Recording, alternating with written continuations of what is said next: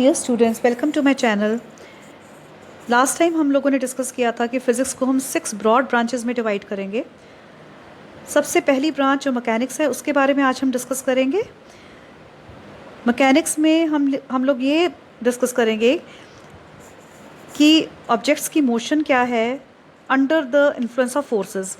Forces के under जो motion होती है ऑब्जेक्ट्स की, जो मूवमेंट होती है ऑब्जेक्ट्स की, उसके बारे में हम डिस्कस करेंगे मैकेनिक्स में। वो मूवमेंट सर्कुलर भी हो सकती है, लीनियर भी हो सकती है और ऑसिलेटरी भी हो सकती है। लीनियर मोशन का अगर हम एग्जांपल दें आपको डे टू डे लाइफ में, तो स्लाइडिंग डोर आपने देखे होंगे, हर जगह लगे होते हैं आजकल। तो ऐसा एग्जांपल है लीनियर मोशन का एग्जांपल। अगर कोई कार स्ट्रेट रोड पे मूव कर रही है, चल रही है, ऐसी मोशन को हम लीनियर मोशन बोलेंगे। अगर कोई पर्सन एक जगह से दूसरी जगह स्ट्रेट रोड पे जा रहा है, चल रहा है, उस मोशन को भी हम लीनियर मोशन बोलेंगे। सर्कुलर मोशन का एग्जांपल सबसे बढ़िया है कि जो प्लैनेट्स सन के अराउंड मूव करते हैं सर्कुलर मोशन में, सर्कुलर ट्रैक पे और सर्कुलर ऑर्बिट में, ऐसी मोशन को हम सर्कुलर मोशन बोलते हैं। और किसी सर्कुलर ट्रैक के ऊपर कोई रनिंग कर रहा है, कोई एथलीट, उस मोशन को भी हम सर्कुलर मोशन बोलेंगे। Best example of oscillatory motion क्या है? घड़ी। जैसे क्लॉक में क्या होता है कि जो पेंडुलम है वो कभी राइट जाता है, कभी ओरिजिनल पोजीशन पे आके फिर लेफ़्ट चला जाता है, लेफ़्ट जाके फिर से अपनी ओरिजिनल पोजीशन पे आ जाता है, कभी दाएं जाता है, कभी बाएं जाता है और फिर से वापस अपनी बीच वाली सेंट्रल पोजीशन पे आ जाता है। ऐसी मोशन को हम ऑसिलेटरी मोशन बोलेंगे। मैकेनिक्स 3 ब्रांचेस में डिवाइड की जा सकती है। एक स्टैटिक्स है, एक काइनेटिक्स है और एक काइनेमेटिक्स है। स्टैटिक्स में हम ऐसे फोर्सेस की बात करते हैं जो ऐसी बॉडी के ऊपर लगती हैं जो कि बॉडी ऑलरेडी खड़ी हैं, जो रेस्ट पोजीशन पे हैं, और उन फोर्सेस के लगने से उस बॉडी की पोजीशन पे और उसके साइज़ में या उसके शेप में कोई फ़र्क नहीं पड़ता। ऐसी फोर्सेस को हम स्टैटिक फोर्सेस बोलते हैं। काइनेटिक फोर्सेस में हम ये डिस्कस करते हैं कि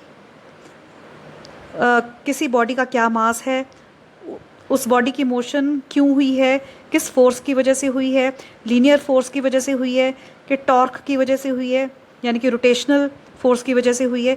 ये सब बातें हम काइनेटिक्स में डिस्कस करते हैं।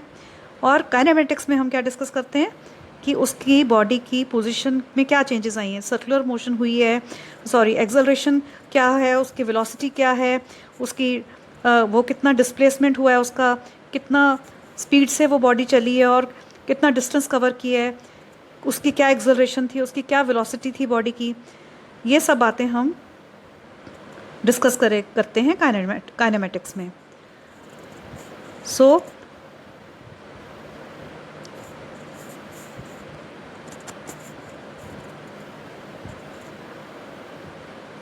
अब मैकेनिकल एनर्जी के हम डे टू डे लाइफ में अगर एग्जांपल्स की बात करें तो सबसे पहले और बढ़िया एग्जांपल है विंडमिल का। Moving air possesses some amount of energy in the form of kinetic energy, यानी कि जो हवा चलती है, जो तेज़ हवाएं हैं, वो विंडमिल की मूवमेंट में हेल्प करती हैं। जैसे कि आप इस पिक्चर में देख रहे हैं, जो तेज़ हवाएं हैं उनमें कौन सी एनर्जी होती है? उनमें काइनेटिक एनर्जी होती है, जो कि वर्क करती हैं विंडमिल के ब्लेड्स के ऊपर। जो उसके ब्लेड्स हैं उनको वो घुमाने में हेल्प करती हैं, जिसकी वजह से फिर एनर्जी प्रोड्यूस होती है। That energy can be converted into the electrical energy. Hydro power plant में इलेक्ट्रिसिटी कैसे जनरेट होती है? रनिंग वाटर से, पानी की मदद से। फोर्सेस यानी कि मैकेनिकल एनर्जी जो कन्वर्जन होता है, उस कन्वर्जन की वजह से जो टर्बाइन्स रन करती हैं उससे इलेक्ट्रिसिटी प्रोड्यूस होती है। यानी कि ऊपर से जब नीचे पानी आता है, तो जब पानी ऊपर वाले पोजीशन से नीचे आता है तो ऊपर पोजीशन में वो हायर पोजीशन पे वो पोटेंशियल एनर्जी होती है उसके अंदर। मूवमेंट से it gets converted into kinetic energy which in turn gets converted into the electricity. A person riding a bicycle, एक साइकिलिस्ट, एक व्यक्ति जो साइकिल चला रहा है, उसके अंदर कुछ पोटेंशियल एनर्जी होती है।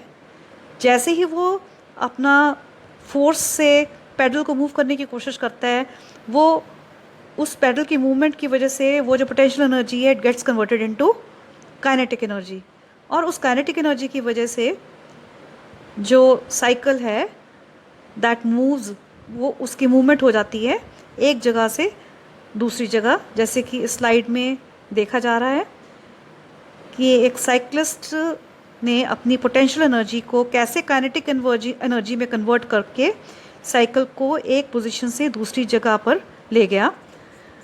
तो आज के लिए इतना ही। This is all for today. अगले चैप्टर में हम डिस्कस करेंगे अबाउट जियोमेट्रिकल ऑप्टिक्स।